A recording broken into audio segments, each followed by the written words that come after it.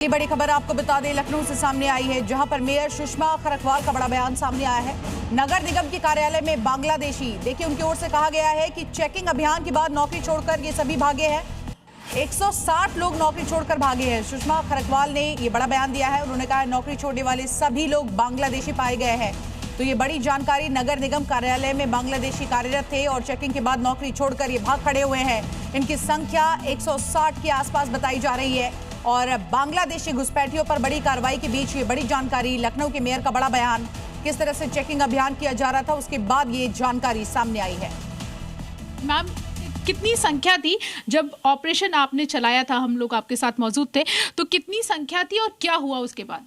एक तो ऑपरेशन मैंने दिसंबर में चलाया था। उस समय तो 50 परिवार को बाहर कर दिया था और 18 नवंबर को जब आप लोग भी साथ में थे, ऑपरेशन किया था हमने, तो जब जांच करने लगे तो एलएसए में 160 कर्मचारी भाग लिए। और ये कौन लोग थे? ये सब रोहिणिया थे। हाँ, बांग्लादेशी रोहिणा। और इनके पास कौन से आईडी कार्ड मिले थे आपने? क्योंकि चेक किया था, मैं आपके साथ थी, मैंने देखा था कि आपने सबके आधार चेक किए थे, तो इनके पास कौन से आधार थे?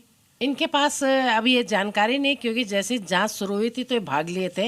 लेकिन हम आधार चेक कर रहे हैं। अगर वहाँ का बांग्लादेश का है, वहाँ का आसाम का है, तो उसमें एनआरसी भी चेक कर रहे हैं। जो जो कागज मांग रहे हैं इनसे वो दिखाने को कहा, तो ये दिखाने से पहले ही जब बुलाया गया था उसी दिन तुरंत भाग लिए थे। तो ये लखनऊ में कोई बड़ी वारदात को अंजाम दे सकते थे, क्योंकि 160 बहुत बड़ी संख्या है। संख्या तो बहुत कुछ है।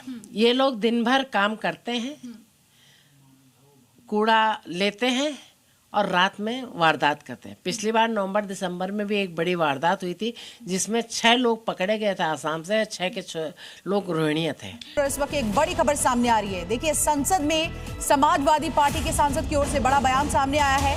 आपको बता दें, सांसद मोहिबुल्लाह नदवी ने बड़ा बयान दिया है। जिहाद पर अरशद मदनी के बयान का समर्थन करते हुए नजर आए।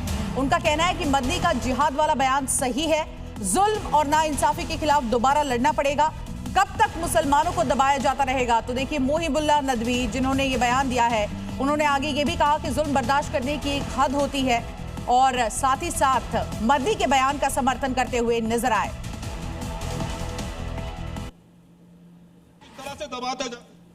वो लोग जिनके पुरखों ने आजादी की लड़ाई लड़ी थी, मौलाना अरशद मदनी, वो कह रहे हैं कि जुल्म और नाइंसाफी के खिलाफ लड़ना शायद हमें दोबारा लड़ना पड़ेगा और जिहाद करना पड़ेगा।